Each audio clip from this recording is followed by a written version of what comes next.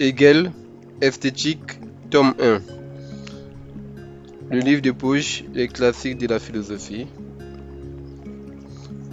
Aujourd'hui, nous allons voir le grand 2, le travail de l'artiste, maintenir la différence. Ainsi, la force et la spécificité de l'art ne consistent pas à réconcilier des contenus ou des idées opposées, ni à maîtriser un matériau plus ou moins subtil. L'art manifeste bien plutôt la persistance ou l'entêtement de la forme à donner vie à un contenu, ce qui devrait lui permettre de dépasser l'opposition entre la forme et le contenu, ou entre la vie et la pensée. Mais pourquoi la forme artistique ne résout-elle pas complètement ce dualisme entre vie et conscience? Pourquoi Hegel affirme-t-il que l'art comporte encore en lui-même une limite et par là cède la place à des formes plus élevées de conscience?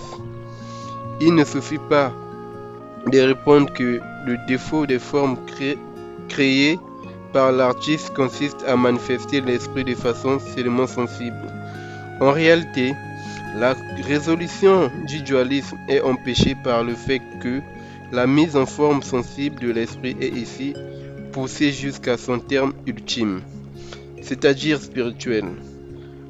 L'entêtement de la forme à se manifester prend ici un second sens, que Hegel avait déjà mis en évidence.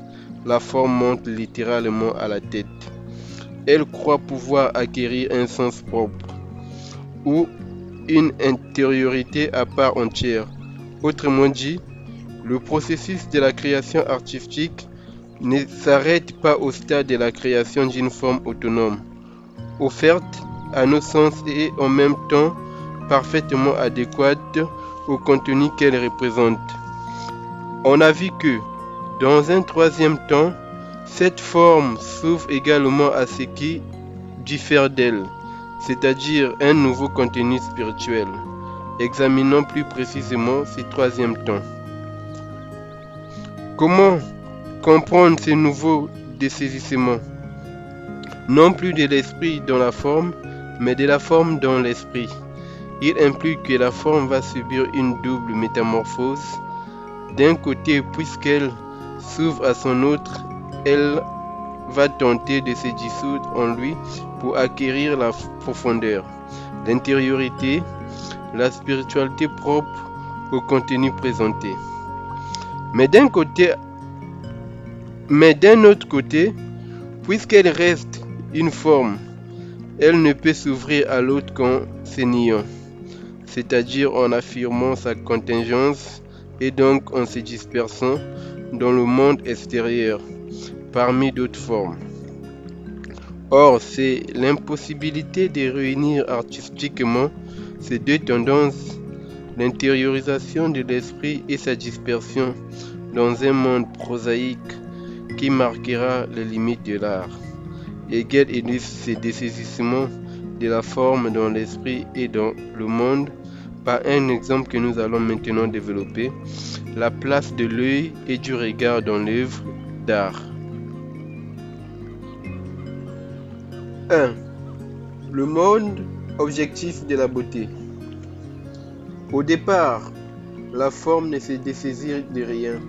Elle subsiste par elle-même, sensible, palpable.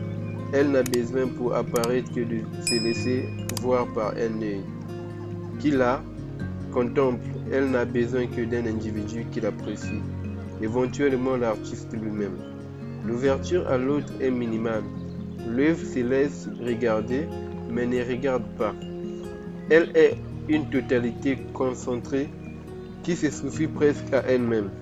Ainsi va-t-il des personnages sculptés, dont l'œil est rarement expressif.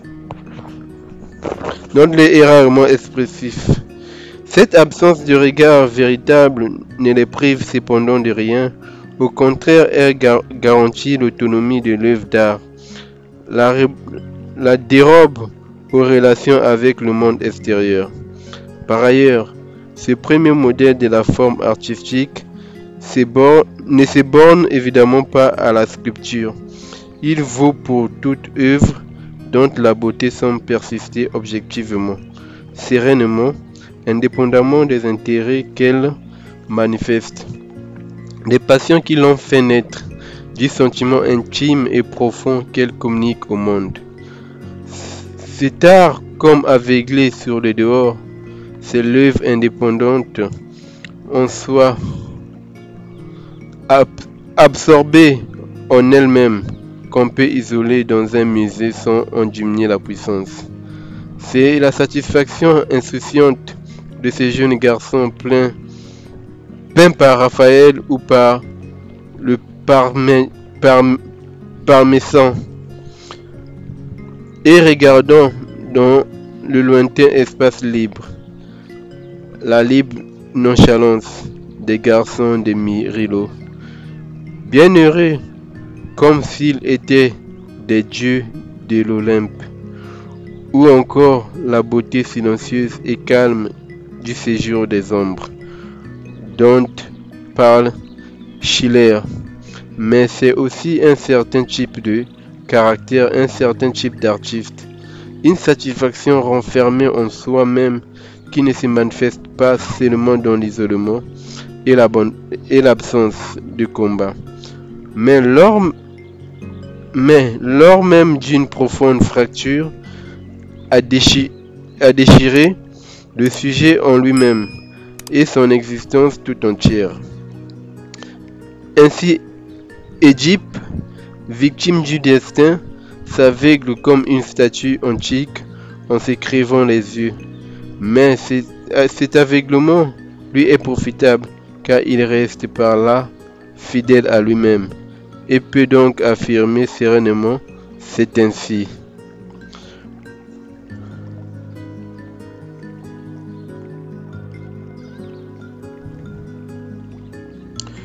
Deux, la subjectivité de l'œuvre. Toutefois, la forme se dessaisit ensuite de son autonomie. Elle s'ouvre à son autre ou à son extérieur. L'apparence visible devient voyante. Une lumière s'allume dans l'œil des sujets représentés. La peinture en particulier facilite ces passages, car la couleur et ses nuances permettent de représenter la subjectivité d'un regard. Cependant, ici encore, le saut qui s'effectue ne se limite pas à la peinture. Il concerne toute œuvre d'art qui n'est plus seulement contemplée, appréciée, mais se met à nous regarder, nous juger, nous interpeller. L'art a pour tâche de rendre chaque forme, dans toute son étendue, semblable à l'œil, qui est le siège de l'âme et rend l'esprit visible.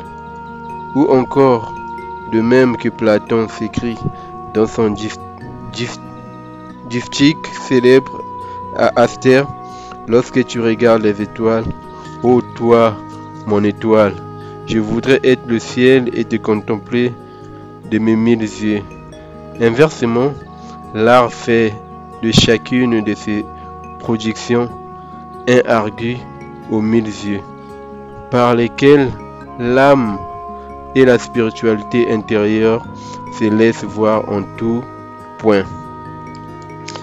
Désormais, chaque œuvre exprime l'intériorité, la subjectivité de l'artiste qui ne se laisse pas seulement contempler, mais nous contemple en même temps.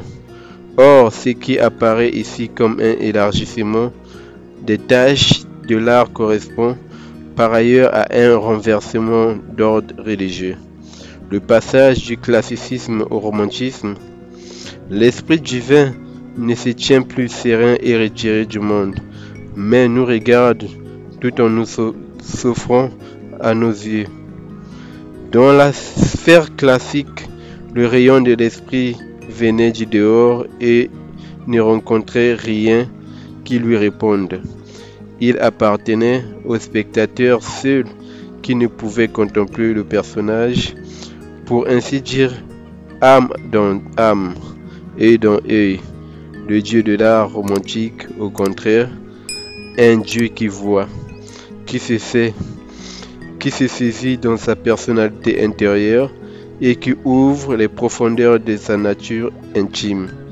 Sur le plan proprement esthétique, cela signifie que l'œuvre d'art quitte le monde objectif de la beauté, sort du musée où elle s'était isolée, s'engage ou se disperse dans le monde extérieur, cherchant à surprendre autrui, à le provoquer un regard singulier, perçoit et s'approprie ce que d'autres ne voient pas, le ton d'une atmosphère, des contrastes d'ombre et de lumière, une certaine distribution d'heures et de malheurs.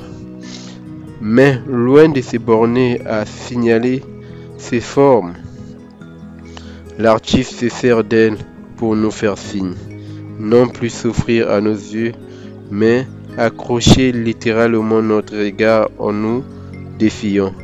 Es-tu capable de croiser mon œil, de te heurter à ma sensibilité? Hegel y insiste bien.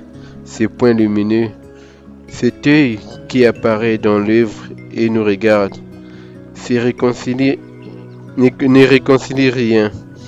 En effet, la pensée intime de l'artiste ou du sujet de l'œuvre y apparaît soit dans toute sa profondeur, comme âme et comme esprit, soit dans ses multiples rapports avec les choses extérieures, les intérêts, les passions et les sentiments qu'elle suscite.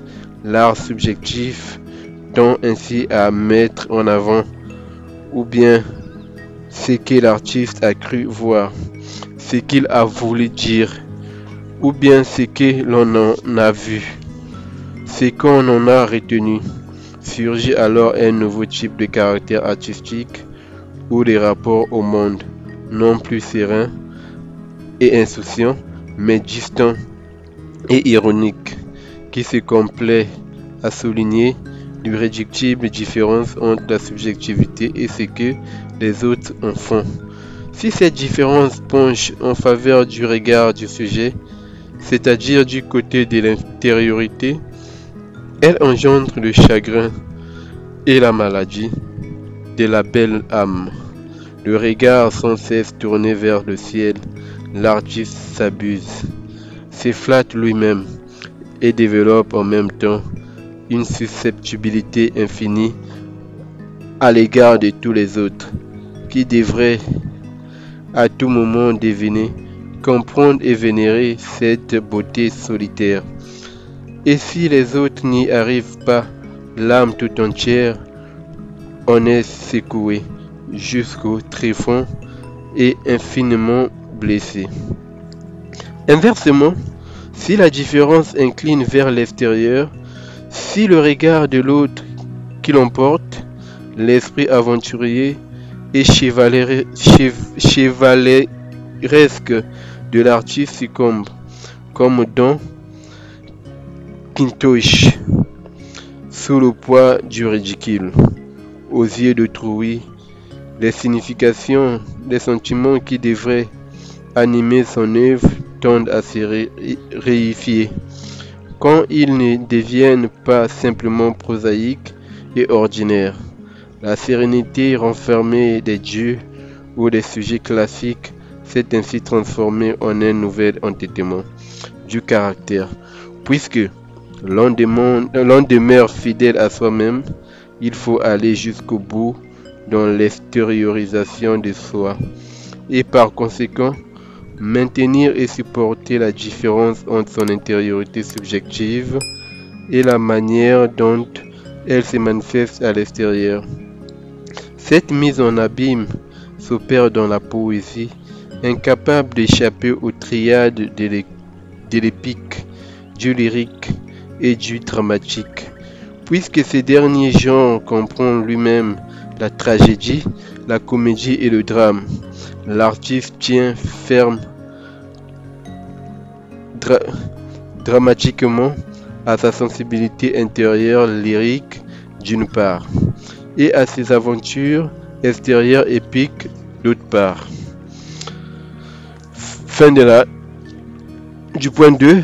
Donc prochainement nous verrons le point 3 qui est fin de l'art la prose du monde. Et si ces moments de philosophie vous intéressent, n'hésitez pas de laisser un commentaire, un pouce bleu et surtout de vous abonner à la chaîne où nous allons partager avec vous davantage de contenu pour vous permettre d'avancer dans votre art architectural et peut-être autre, vous qui nous suivez. Et surtout, nous sommes ouverts à vos questions, à vos observations. Et cette page, c'est à vous, c'est pour vous. Et soyez-en rassurés que nous allons ensemble construire cet avenir. Et après, main dans la main, soutenons-nous pour avancer. Merci et bien des choses à vous.